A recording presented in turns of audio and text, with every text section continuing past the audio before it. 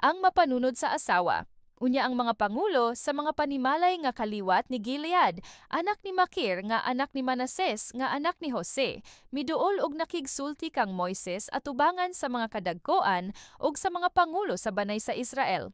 Miingon sila, "Gisugo ka sa Ginoo sa pagbahin-bahin sa yuta ngadto sa katawhan sa Israel pinaagi sa ripa. Gisugo ka usab sa paghatag sa bahin ni Selofehad nga among igsuon ngadto sa iyang mga babayeng anak." Apan kung maminyo sila sa sakop sa bisan unsang banay sa Israel, ang bahin nila kuhaon gikan sa bahin sa among mga ginikanan ug idugang sa bahin nga maangkon sa banay diin sila mahisakop busa makuhaan ang among bahin. Unya, ini kami manta katuig nga mao'y kasaulogan sa kagawasan sa mga ulipon ug mao'y ipanguli sa mga yutangan na prenda. Ang ilang napanunod nga kabilin idugang sa nahibahin sa banay diin sila mahisakop. Busa giingnan ni Moises ang katawhan sa Israel, sumala sa sugo sa Ginoo. Husto ang giingon sa mga sakop sa banay ni Jose.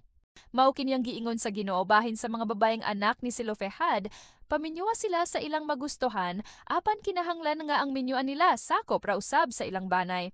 Sa ingon ng kabilin sa katawhan sa Israel, dili mahiadto sa laing banay kay kinahanglang ampingan pag-ayo sa katawhan sa Israel ang kabilin nga ilang napanunod. Kinahanglan ng tanang babayeng anak nga may kabiling na panunod, bisag hain silang banaya sa Israel mahisakop. Magminyo sa sakop ra usab sa banay sa ilang ginikanan aron sila ray makapanagiya sa maong kabilin. Dili mahimong panag-iyahon sa sakop sa laing banay ang kabilin sa usa ka Israelita. Kinahanglan nga ang matag banay sa Israel mag-amping sa kabilin nga ilang mapanunod. Gito man sa mga babayeng anak ni Selofehad ang sugo sa Ginoo kanila pinaagi kang Moises. Sila si Maala, si Tirza, si Hogla, si Milka ug si Noah nagminyo sa kadugo ra usab sa ilang amahan nga si Selofehad.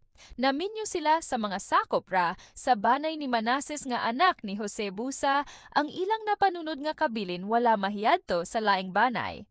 Mao kini ang mga sugo ug mga tulumanon nga gihatag sa Ginoo pinaagi kang Moises ngadto sa katawhan sa Israel dito sa kapatagan sa Moab daplin sa suba sa Jordan at bang sa Jericho.